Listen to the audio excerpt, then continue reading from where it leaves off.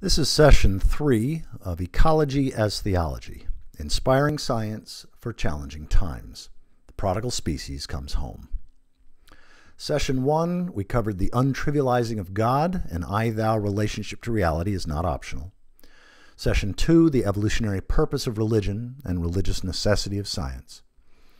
This session will cover Big Green History, or the Epic of Evolution, also called the Great Story, the cosmic 101-year timeline.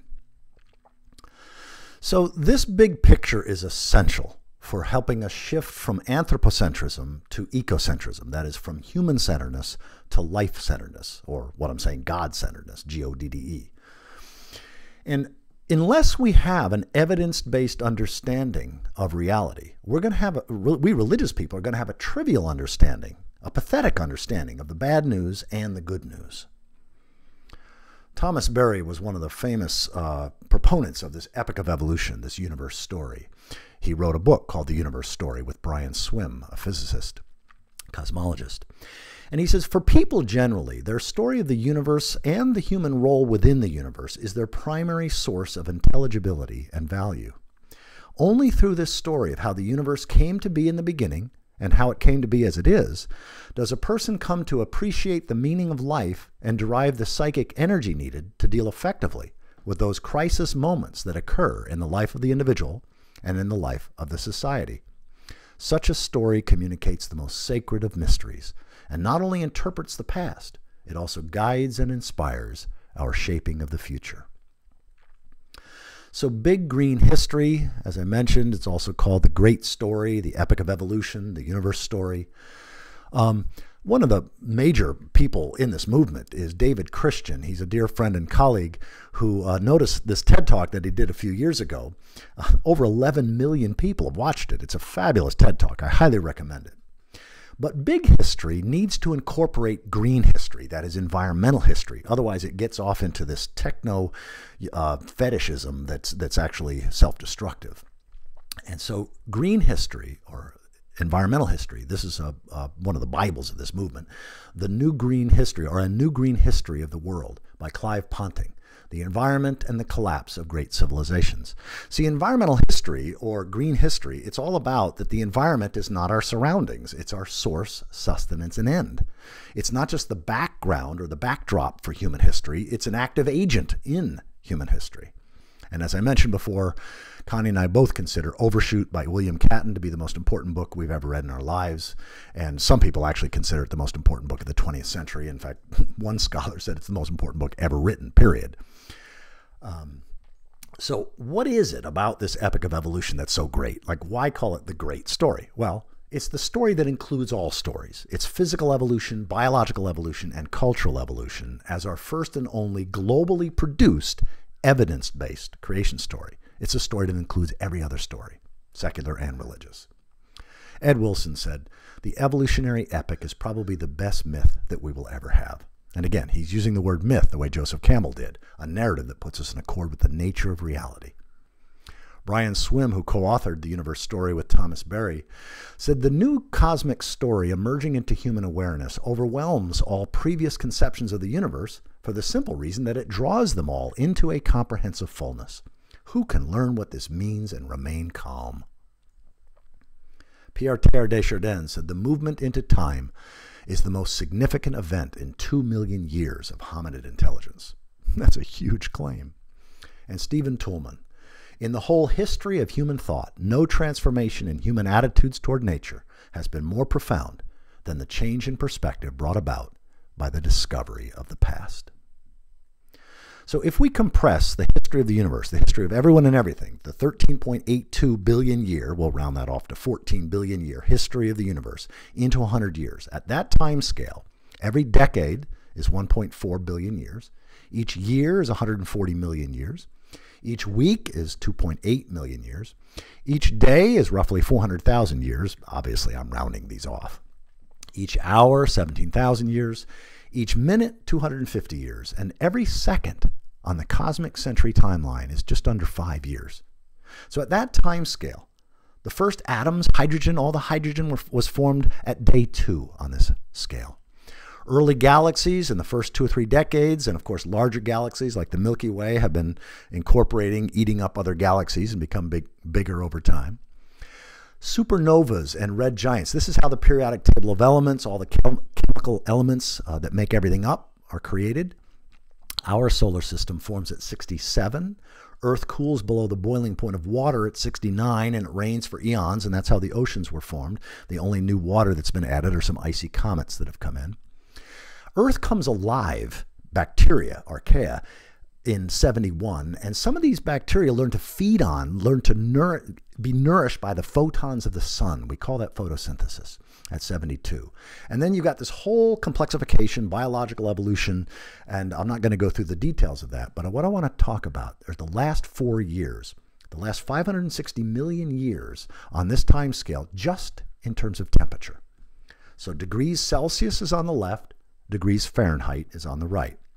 And this is a logarithmic chart, so it's easy to misread it. But it works just fine for our purposes because this line here is the baseline temperature average, 1960 to 1990 average.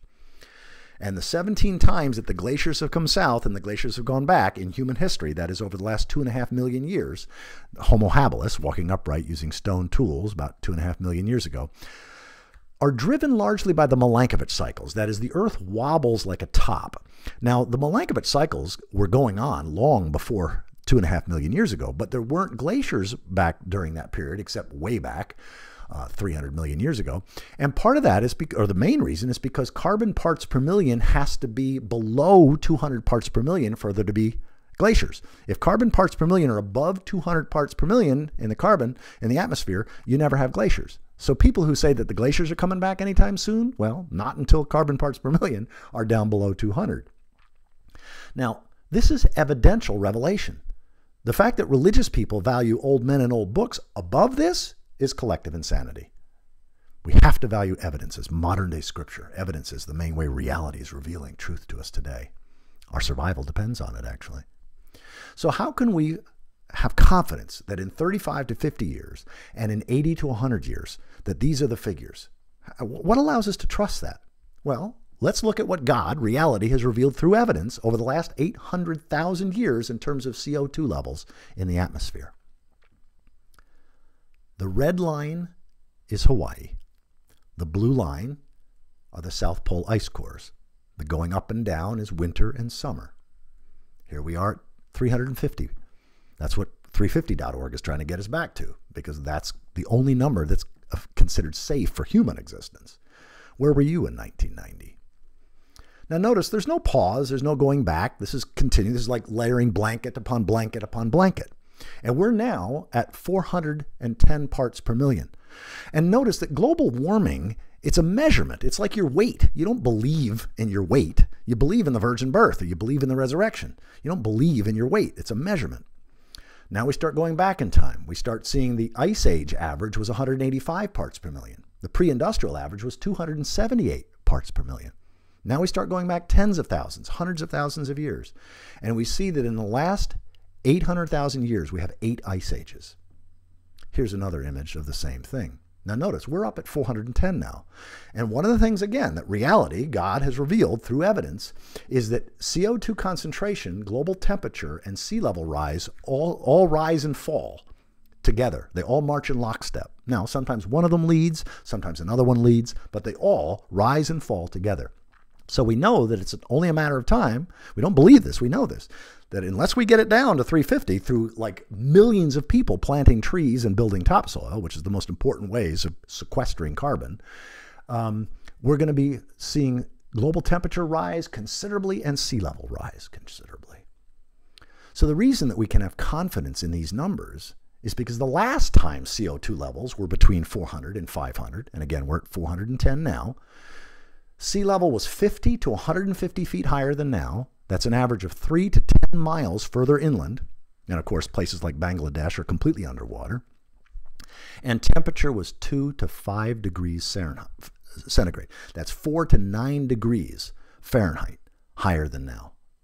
Humans have never lived in that kind of a world. We don't know whether we can live in that kind of a world. So coming back to our timeline here, where is the whole of human history? Well, it turns out that even if you go back 2.5 million years to Homo habilis, the entirety of human history is the last week on a 100-year timeline. In other words, if the beginning of the universe, the Big Bang or the Great Radiance, was 1 second after midnight of January 1st of the year 0, and right now is December 31st of the 99th year at midnight, just about to go into the 100th year, at that time scale, human history is the last week. And of course, you got climate change, Milankovitch cycles, asteroids and supervolcanoes, plate tectonics, which is the main thing that drives volcanoes and tsunamis. This has been going on, and it's going to continue going on whether we go extinct or not. And what I'm calling religion 1.0 or eco-animism is, hunters and gatherers, early horticulture, families, clans, tribes at that scale. We lived in right relationship to reality or we perished. It's what natural selection selected for. Virtually everything that we associate with civilization is the last 40 minutes. Agriculture, chiefdoms and kingdoms, city-states, empires, writing, religion 2.0, the religions of the book, industrialism is the last minute. And if we survive, which we may not, but if we survive this bottleneck, it'll only because we've come home to reality, like the prodigal species. Religion 3.0, eco-theism. Thomas Berry and Brian Swim called it the Eco Zoic Era. John Michael Greer, one of our favorite authors, calls it the ecotechnic societies. That is where technology helps us live in a mutually enhancing relationship with primary reality. Permaculture, that's permanent agriculture. Global, where we mimic nature, the wisdom of nature. Agroecology, this is our only future. Now, you've probably heard some people say, in a disparaging kind of way, like a mocking kind of way, well, you don't expect us to go back to the Stone Age, do you? Well, notice the way language works. Would you think that way if somebody said, well, you don't expect us to go back to living with God in the garden, do you? Notice the difference. And that's the only thing that's sustainable. If you want to imagine the Stone Age, think of the Indians, the Native Americans in the movie Dances with Wolves. That's the Stone Age. It's before we had metal weapons. And we have to go back to living in that kind of a harmonious way with primary reality, a humble way, an I-thou way. So if we take a look at just the last hour, from 11 p.m. till midnight on December 31st of the 99th year, at that time scale, okay, horticulture, permaculture 1.0, sustainable agriculture, up to probably 1120 or so. We start seeing totalitarian agriculture about 10,000 years ago. That is where we don't care about any other species. It's now all about us. It's human-centeredness. Chiefdoms and kingdoms at 11:30 p.m. That's 7,500 years ago. City-states and writing at 1140. Empires soon after that. The axial age, that is the great religious traditions of the last 2,500 years or so, just in the last 10 minutes. We know of at least 32 civilizations that have risen and fallen in this last 25-minute period. That is 32 city-based civilizations that have become great over 2 to 4 centuries, and then their own greatness becomes their own undoing, and then they collapse over 1 or 2 centuries. And we see this over and over again. Hubris, it turns out, is the main downfall. I love the Greek definition of hubris. The overweening pride of the doomed. See, civilizations create different things as they become great, but they almost all fall the same. That is, they unwind politically and economically and socially in very, very similar ways. And there have been historians that have spent their entire career mapping the similarities between civilizations on the way down. This idea of a clockmaker God and a clockwork universe, it's ecocidal. It's ultimately self-destructive, this idea of God as a being outside a clockwork universe. As I said in the first session, this trivializes God and it desacralizes primary reality. And then the industrial rape and plunder. We like to fancy ourselves. We like to pride ourselves in calling it the Industrial Revolution. The industrial rape and plunder of primary reality.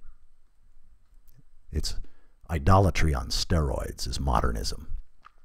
And I consider the last 30 to 40 minutes the age of idolatry, the age of human-centeredness. It's profoundly unsustainable. And what I mean by idolatry isn't bowing down to statues. It's not believing in the wrong God. It's human-centeredness. It's anthropocentrism. When your God is not synonymous with reality, human-centeredness immediately comes forth. So idolatry is having an unreal notion of God, a divinity that's not synonymous with reality. It's failing to honor the living God, that is the ecosphere, the biosphere, as primary, We are derivative. We emerge out of the body of life. The body of life itself is our creator, sustainer, and end.